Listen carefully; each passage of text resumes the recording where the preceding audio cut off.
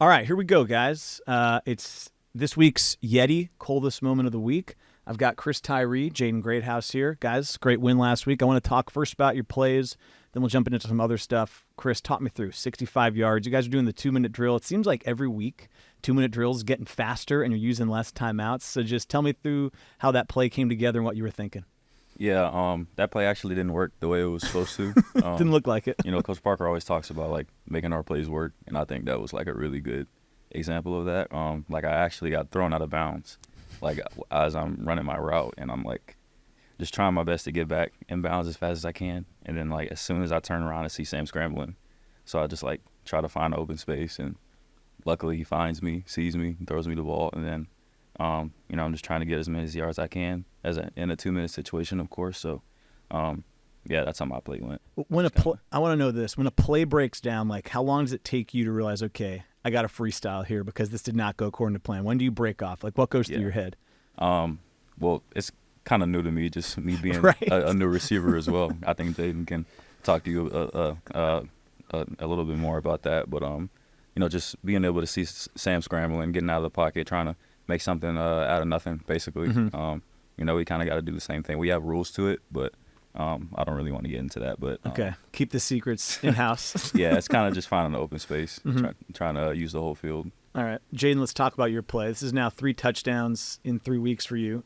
Getting used to getting in the end zone, but just talk me through your play. How'd you get open? How'd you make the catch? It was just the look that we had been practicing all week. Mm-hmm. We had ran that plenty of times in practice, and they gave us the exact look that we were wanting, and we knew we were going to dial it up, and I didn't have to do anything different. It was just Sam put a great ball on me, and I just had to secure the catch. Everything else was just what we had been doing. I'm curious about receivers. Maybe you'll have a better answer than Chris because he's new, but like you said, when you see the look, when you get to the line of scrimmage, like how excited do you get when you say, oh, they're in a situation where if we do everything the way we're supposed to, it's going to come to me? Like, do you get really amped up when you know it's going to be likely coming to you? Yeah, I definitely say I get a little bit excited, just like, knowing a big play is coming, and I got to make the most of it.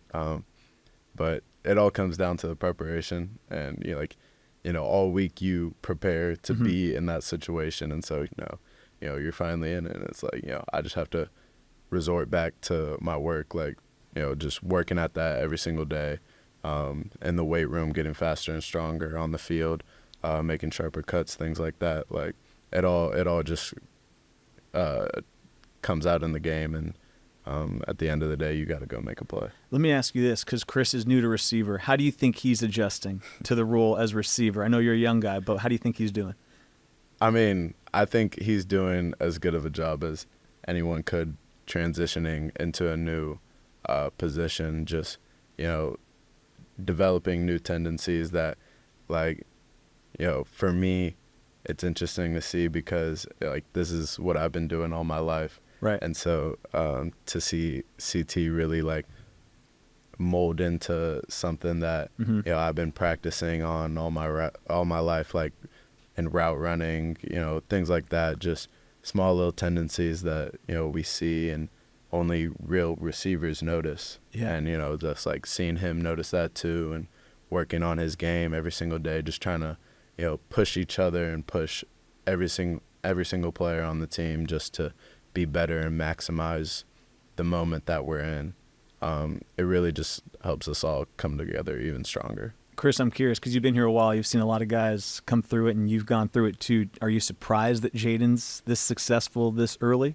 Not at all. No. I've had a lot of people ask me this question in like different interviews, but just being able to see someone just like moving without the football, like even when we're doing like routes on there, things like that, you can tell that like he's really savvy with his routes, and you can tell that he's really confident in his game, and being able to show that when the ball is in there as well, like going up to get it.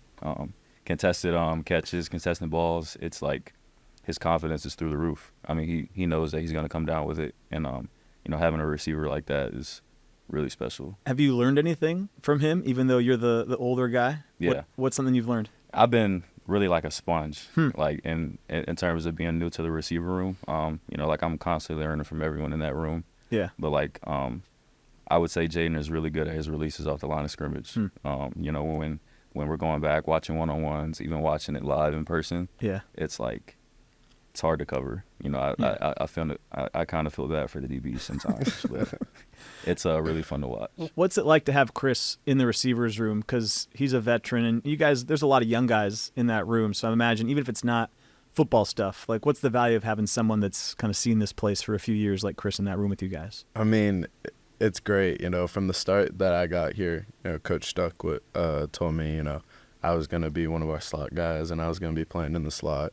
And, you know, we've had plenty of older guys bounce in out of the slot position. You know, we have CT, we have Matthew Salerno, JT. Yeah. And we've had a ton of veteran guys, you know, be in the slot position, and just being able to learn from each and every one of them of just like how this college football stuff works, how I need to elevate my game, and what I can do to get there.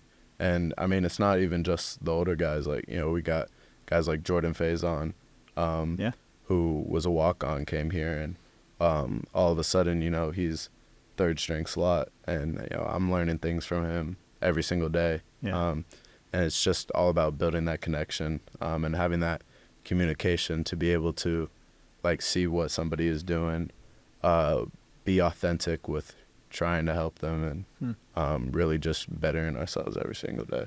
What's something that the receiver room is talking about or focused on these days that's not football? What do you guys discuss? What are the things you guys are debating that you can share with us here? Changing our narrative, for sure. I would definitely say that.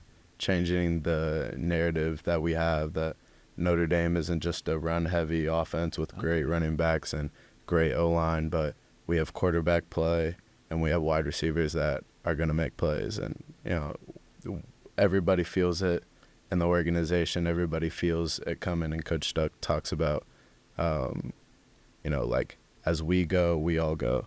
And, you know, like, as we get those quick little 7-yard completion, quick little 15-yard completion. Now all of a sudden the offense is rolling, and, you know, we're making plays. CT can attest to that. Chris, I'm curious then, with following up on that, the narrative thing. So you've been here now for 4 years. I get the sense then you guys feel like over the last few years the discussion has been they don't have the receivers necessary to maybe go as deep as you want to go, and you guys are trying to prove that wrong. Is that kind of what I'm picking up on? Right? You know, since I've been here, I think I've definitely heard that narrative before, and it's something that, I'm not saying that we're using it as our motivation, but you know, we kind of pay attention to it a little bit, just kind of using it as a little bit of a chip on our shoulder, just having some kind of motivation, or, like I said before, like any kind of chip on our shoulder to play better. I mean, he hit it on the nail for about like 2 or 3 minutes there. He took everything I was going to say. So. My fault. He's figuring it out. I'm curious, because we were talking before we started about how you're getting your degree in December.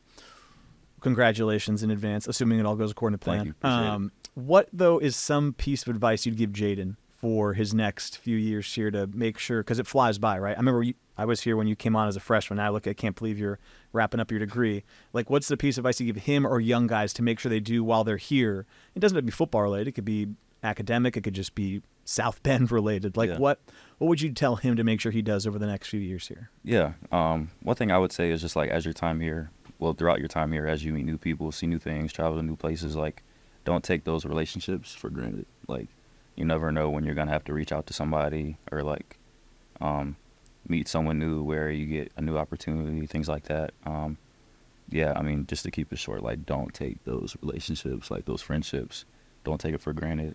Make sure that, you know, you keep in touch with your people, things like that. That's good advice. I wish I had that when I was in college as well. What's been the toughest adjustment for you coming from high school to college? I mean, you've adjusted on the field pretty well, it seems, but it could be off the field. What's the thing you've had to get used to the fastest? I have a lot of free time, a lot more free time than I was expecting. And so just trying to figure out, you know, what to do with that free time, and, you know, just maximizing and just trying to get the best out of me in those moments, so that I can set myself up for where I'm trying to go, and just trying to figure out how I can use that time to get myself ahead. You know what I was doing with my free time in college? FIFA. FIFA, Madden. I love FIFA. Yes. Are you still playing FIFA then? Yeah. Yeah, I'm you still can admit it. fighting It's okay. But yeah, just trying to cut down a little bit. Yeah, Just trying to a little find what the right amount of FIFA is. Yeah. Exactly. It's a tough battle. Man, freshman year, like my is grades a tough reflected battle. that because I was playing too much. I'll get you guys out of here. This last one, I want to hear it from both of you. Pretty good start to the year, right? I mean, I'm flying pretty high watching you guys. I'm sure you guys are having a good time, but it's still early. Just what's kind of the discussion like around the building right now as you guys go into each week? What's kind of your mindset as you get set? Obviously, it's a big game this week, but the schedule's going to really start heating up soon. I'll start with you, Jaden. Just like, what are you guys trying to focus on here week in and week out? Just maximizing our potential each and every single day, going out there, keeping our head down, not looking at the clock, just trying to make the best out of each moment that we're in so that way we can get to where we're going and do the things that we're trying to do. Chris? Yeah, just adding on to that, I think we're trying to make the most out of each and every day. You know, we understand there's a bigger picture there, but, you know, Coach Freeman always talks about how those 1%, like you get better, 1% better each and every day. So just trying to stack days together, you know, living in the moment, understanding that, you know, at the end of the day, we're the only group that we have, you know. We talked about other outside narratives before, but like those don't really control anything at the end of the day. So, yeah, just trying to make the most out of each and every day. Well, to your point, we're trying to get 1% better with this podcast every week. I think we achieved that. You can go tell Sam Hartman that you guys were 1% better than him last week. So make sure you relay that to him. I'll let him know. Yeah, we'll All right. Appreciate it, guys. Yep, you. appreciate it. Cool.